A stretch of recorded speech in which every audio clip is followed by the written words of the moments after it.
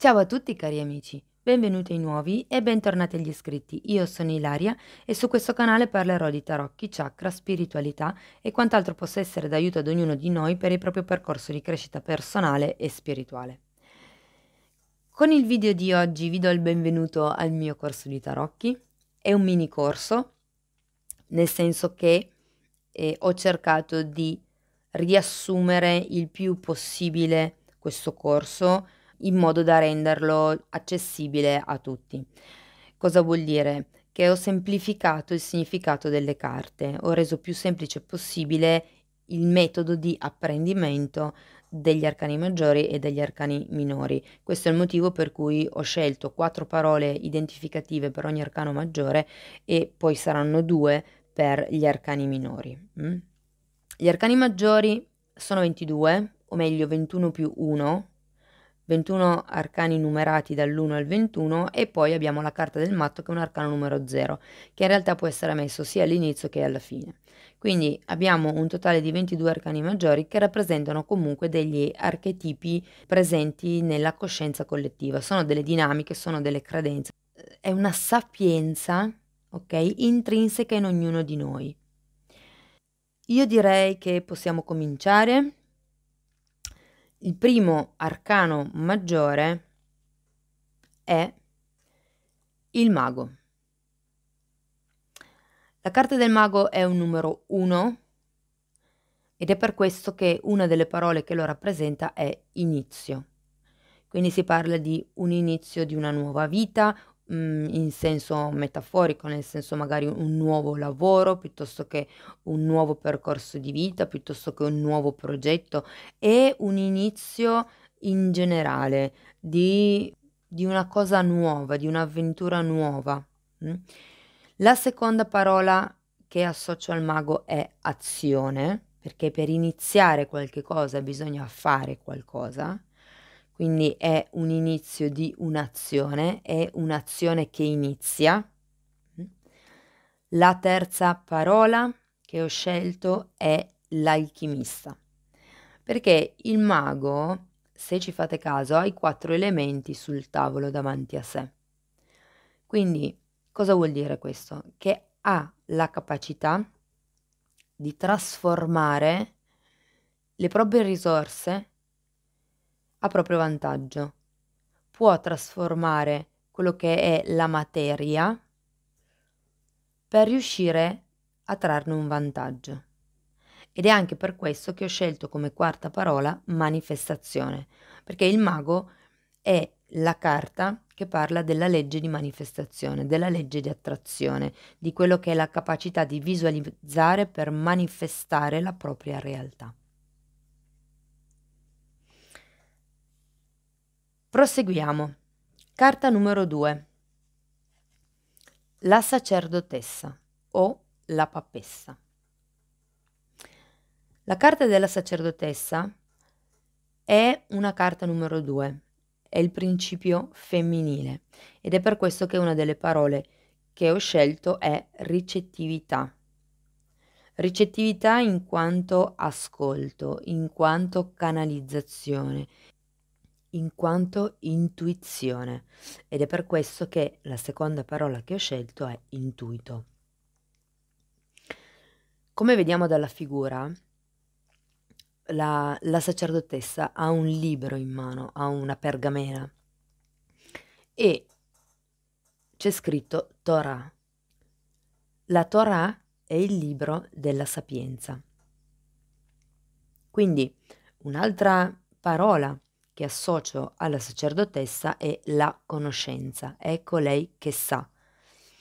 Ripeto, con anche la parola intuizione c'è anche una sorta di conoscenza intuitiva. Il velo che porta alle sue spalle, che si vede alle sue spalle, in realtà nasconde quello che c'è dietro e quello che c'è dietro è il mare. L'acqua rappresenta l'inconscio, quindi in questo caso c'è qualche cosa qui che nasconde l'inconscio, c'è qualcosa che viene nascosto e la carta della sacerdotessa dice proprio che ci sono dei segreti che vengono svelati. Quindi l'ultima parola, la quarta parola, che poi vabbè è una frase, però segreti svelati. Non ho trovato una parola sola per dirlo. Ok, andiamo avanti con l'imperatrice. L'imperatrice è la carta numero 3, è una carta di abbondanza. La prima parola è abbondanza e quello che ve lo fa capire è il grano che c'è ai piedi dell'imperatrice. Calcoliamo che i tarocchi sono stati disegnati così in quanto tarocchi in un periodo che era il 1400, quindi il grano voleva dire cibo ed era considerato abbondanza. Un'altra parola che associo all'imperatrice è la madre. La madre in quanto madre terra, madre feconda, perché la madre terra appunto permette al grano di crescere, permette alla natura di crescere. Un altro senso di madre, ed è un'altra parola dell'imperatrice, è gravidanza, perché l'imperatrice parla proprio dell'atto del concepimento, che può essere sia di un bambino sia di un'idea o di un progetto. Però gravidanza vi dà l'idea di quello che è il momento della gestazione. Un'altra parola per esprimere la carta dell'imperatrice è creatività, perché in quanto madre, in quanto gravidanza, è colei che crea, che dà alla luce. È una bellissima carta, una carta molto potente. Bene, andiamo avanti con la carta dell'imperatore. È una carta numero 4. Se l'imperatrice rappresentava la madre, l'imperatore rappresenta il padre.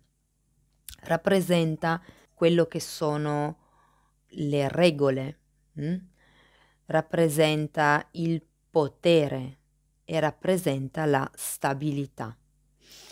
La stabilità è data dal trono. Il trono è un trono di pietra. Lui è seduto in una materia solida e comunque ha un impero alle sue spalle e per costruirsi un impero ha comunque dovuto lavorare con costanza per creare quello che è il suo potere personale. Bene, andiamo avanti con il Papa.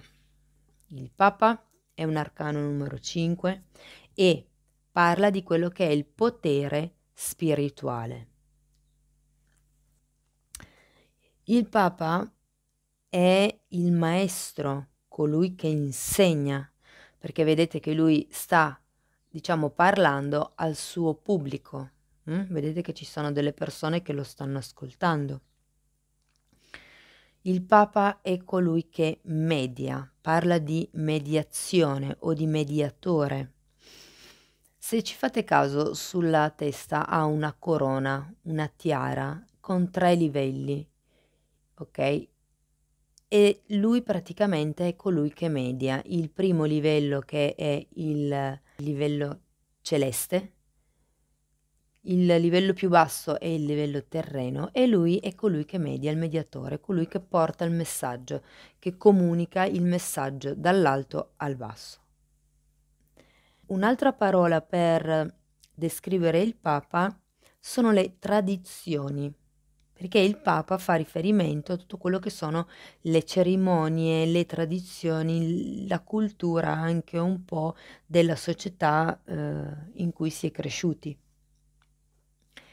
Continuiamo con la carta degli amanti, che è una carta numero 6. Il numero 6, come numero in sé, è un numero di armonia. Quindi la carta degli amanti parla proprio di questo, parla di armonia. Parla anche di amore e è un amore, diciamo così, a 360 gradi. Quindi parliamo di amor proprio,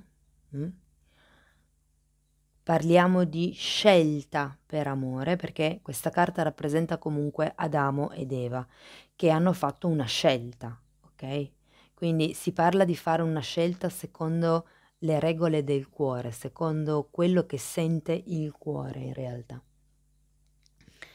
E poi parla, nel caso di una relazione, di quello che è un amore corrisposto, di un amore ricambiato, parla di una relazione in armonia. Andiamo avanti con l'arcano numero 7, che è l'arcano del carro. Allora, l'arcano del carro è una carta che simboleggia un buon stato di salute, un buon stato di forza, di stabilità. Se vedete ha un quadrato qui a livello del cuore, quindi il quadrato, tutto quello che è un numero 4, dà un senso di stabilità e ce l'ha sul cuore, quindi da un punto di vista emotivo è una persona che sta bene, è serena. Quindi parla di buona salute, diciamo, da un punto di vista globale, quindi cuore, mente e corpo. Parla anche di quello che è un viaggio, perché un carro è un mezzo di spostamento che ha le ruote e quindi può indicare quello che è un viaggio, uno spostamento. Ci sono anche due sfingi, una bianca che guarda da un lato e una nera che guarda dall'altro. Questa doppia direzione dà spiegazione alla terza parola, che è il dare una direzione. Sarebbe direzionare in una sola parola, ma non so se esista in italiano. Dare una direzione a un'intenzione, a un progetto, a una relazione.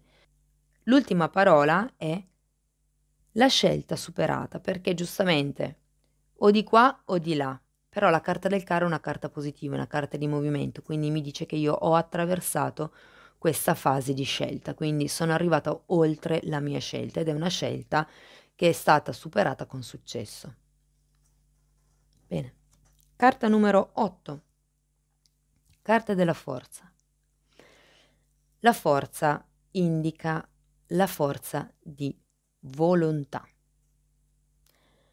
La carta della forza intesa proprio come terzo chakra, come il potere personale. Questa figura sta cercando di aprire le fauci di questo leone. Quindi si parla di coraggio anche, il fatto di affrontare quello che sono le proprie debolezze, se vogliamo, il fatto di avere la forza di volontà e il coraggio per affrontare quello che sono i propri istinti animali. Parla anche di generosità e parla di apertura del cuore e di sicurezza in se stessi. È una carta comunque che sento molto associata con il terzo e il quarto chakra, quindi il terzo chakra è proprio quello che parla del potere personale e il quarto è quello che parla del cuore, dell'espansione proprio a livello di generosità, perché è una carta che indica proprio la generosità. Proseguiamo con l'arcano numero 9, che è l'arcano dell'eremita. Qui rappresenta questo vecchio saggio perché è rappresentato con la barba bianca, che lascia tutto quello che ha e va per la sua strada. La carta dell'eremita è la carta del ricercatore, è la carta di colui che si isola, quindi la seconda parola è solitudine o isolamento, è colui che si isola per cercare la propria verità. Verità è la terza parola. Si tratta di saggezza, si tratta di basarsi sulle proprie esperienze per perseguire, per affrontare il proprio lato più profondo, il proprio cammino interiore. Ruota della fortuna, arcano numero 10. La ruota della fortuna parla di fortuna, appunto. Parla di cambi veloci.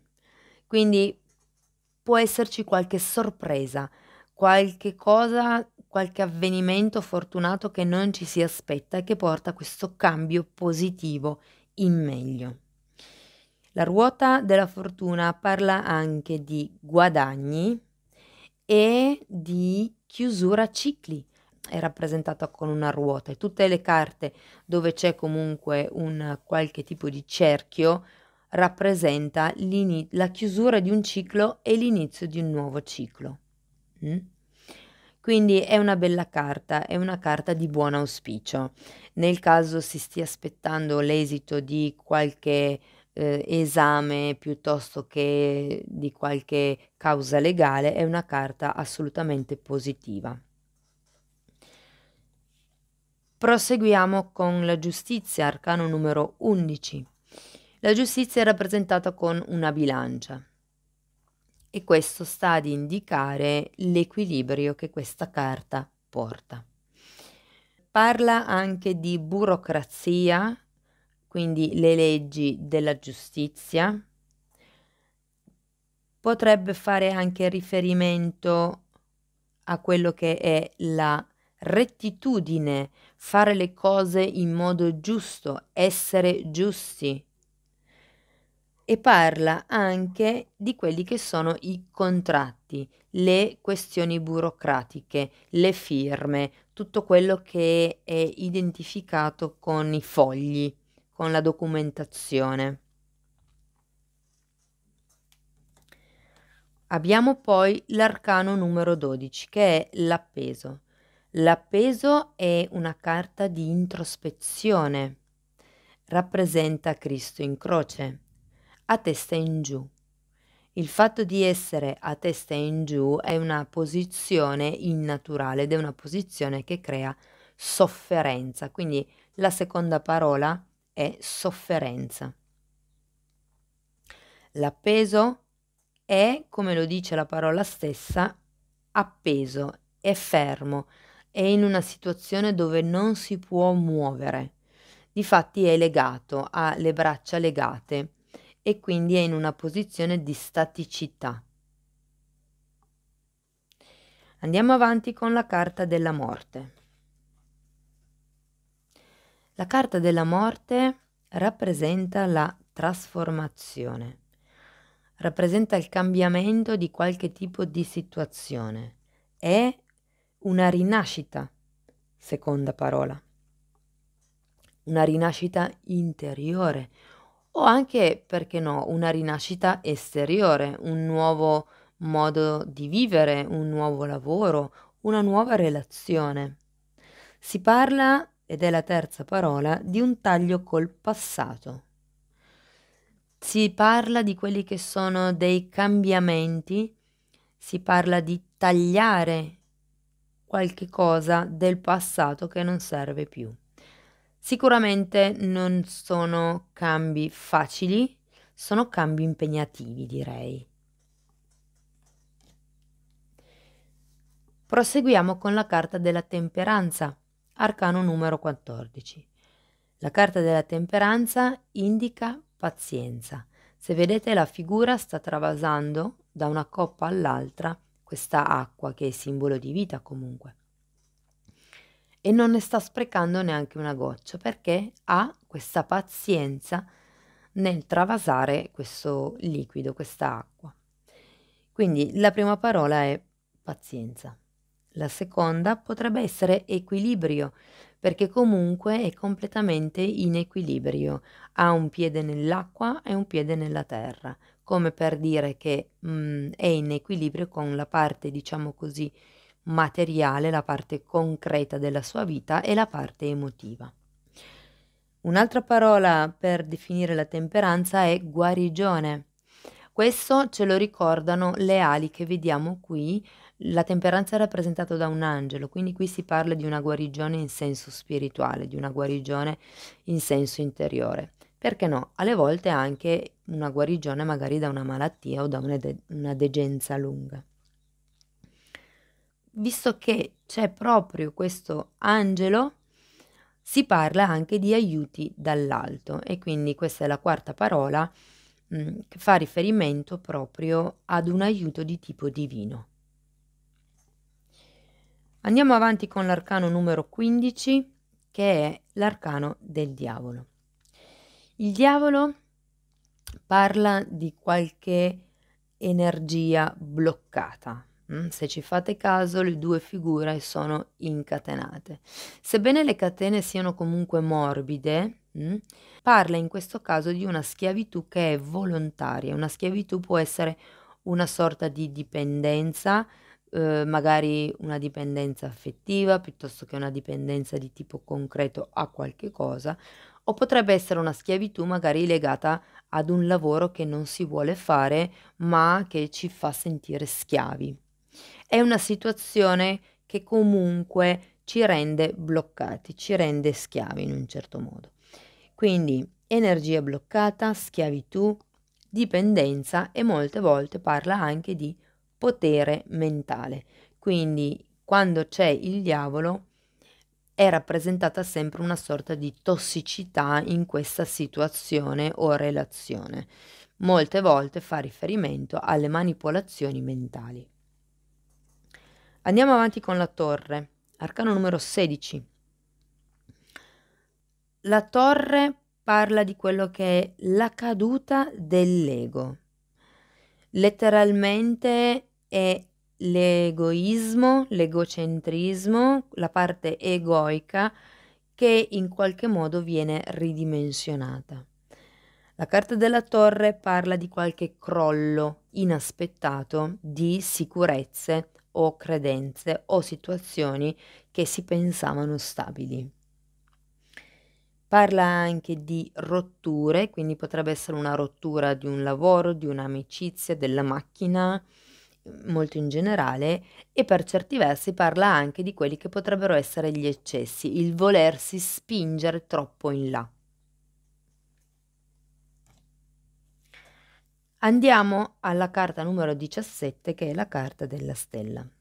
Le stelle si vedono di notte, quindi fa riferimento a quelli che sono i sogni, sia quelli ad occhi chiusi che quelli ad occhi aperti. Quindi parla di quelli che sono i desideri. E legato ai desideri c'è sempre quella che è la speranza che questi si avverino. Quindi la prima parola può essere speranza, la seconda parola può essere sogni, la terza parola sono i desideri e l'ultima parola è connessione con la natura, perché vedete che la figura dà con tutte e due le mani alla natura, dà se stessa, dà in modo incondizionato.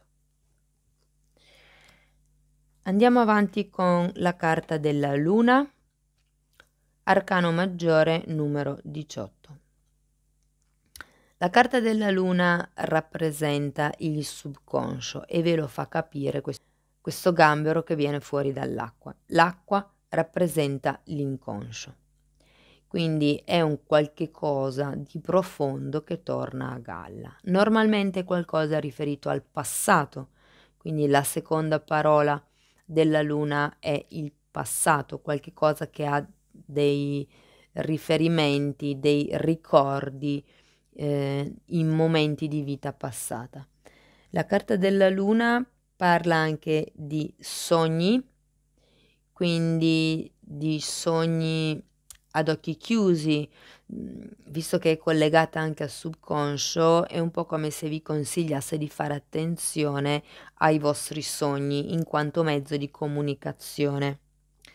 E poi la carta della luna parla anche di proiezioni.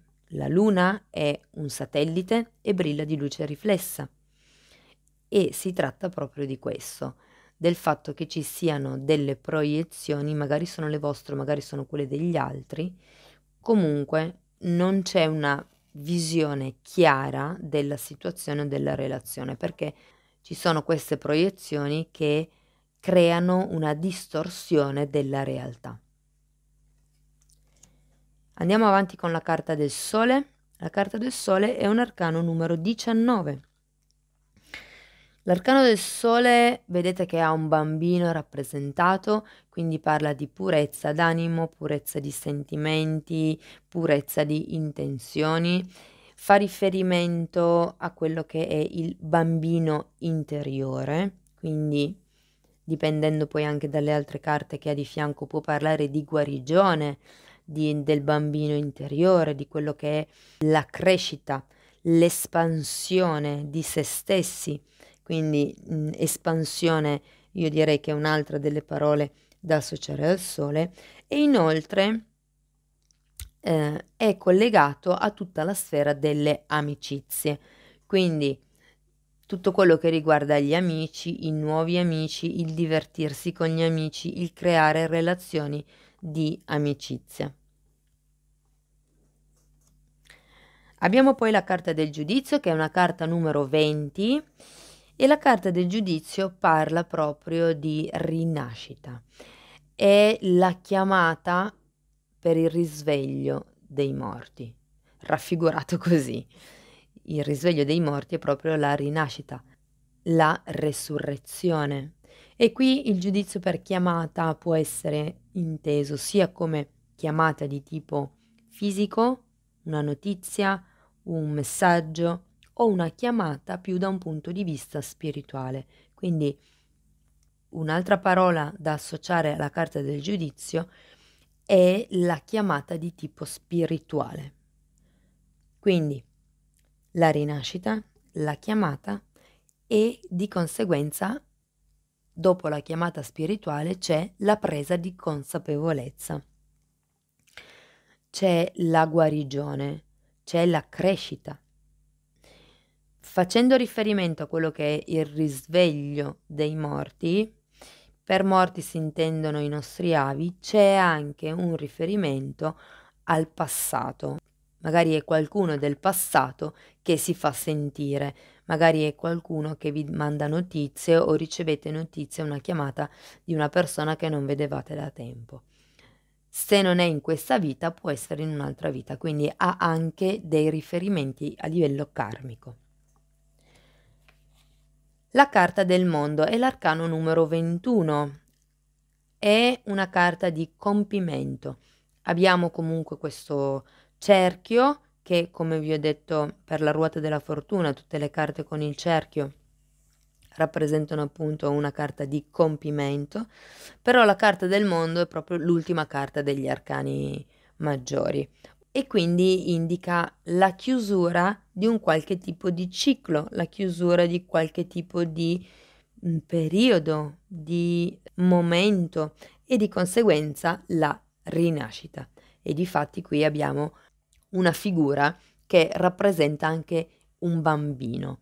Quindi un'altra parola per definire il mondo è bambini. Può parlare di concepimenti, può parlare di nascite. È una carta comunque di felicità. Se pensate alle nascite dei bambini, di solito è un momento felice, parla dell'inizio di un nuovo ciclo, della chiusura, del compimento di un qualche cosa. Quindi è una carta di buon auspicio, parla di cambi positivi, è la quarta parola che io associerei alla carta del mondo. Terminiamo con la carta del matto, che è un arcano numero 0, quindi è l'unica carta che può essere messa sia all'inizio che al fondo degli arcani maggiori, indistintamente. Può essere considerato un arcano numero 22 oppure l'arcano numero 0. Essendo appunto un arcano numero 0, come ho appena detto per la carta del mondo, è la chiusura di un ciclo, quindi parla di una chiusura e di conseguenza nuovi inizi. Parla di purezza d'animo e questo ve lo ricorda l'amico fedele che è il cane bianco. Quindi è una carta che ricorda la purezza di intenzioni, un po' come vedevamo nel sole, c'è l'accenno a quell'ingenuità, se vogliamo, dei bambini, a quella pulizia energetica proprio di pensieri anche e di emozioni che hanno i bambini. Parla anche di quello che è il fare il salto di fede, perché se voi guardate questo matto è con i piedi vicino a un dirupo, ma lui non si cura di dove mette i piedi, ha fiducia completa nella vita e quindi fa quello che è il salto di fede, si butta in quella che è una nuova avventura. Bene, cari amici, mi rendo conto che sono tanti messaggi in poco tempo. Tenete presente che io quando faccio i corsi di tarocchi residenziali sono 12 ore di corso e 6 ore sono solo per i tarocchi per gli arcani maggiori, quindi con pazienza potete anche mettere gli auricolari nelle orecchie mentre fate altro e intanto ascoltate a ripetizione il significato dei tarocchi, così in qualche modo il subconscio lo prende un po' più velocemente. Spero di essere stata abbastanza chiara, di non essermi dimenticata niente. Se ci sono dubbi o domande potete scrivermi qua sotto nei commenti. Io vi ringrazio di essere stati qui con me, vi mando un abbraccio e ci vediamo nei prossimi video. Ciao ciao!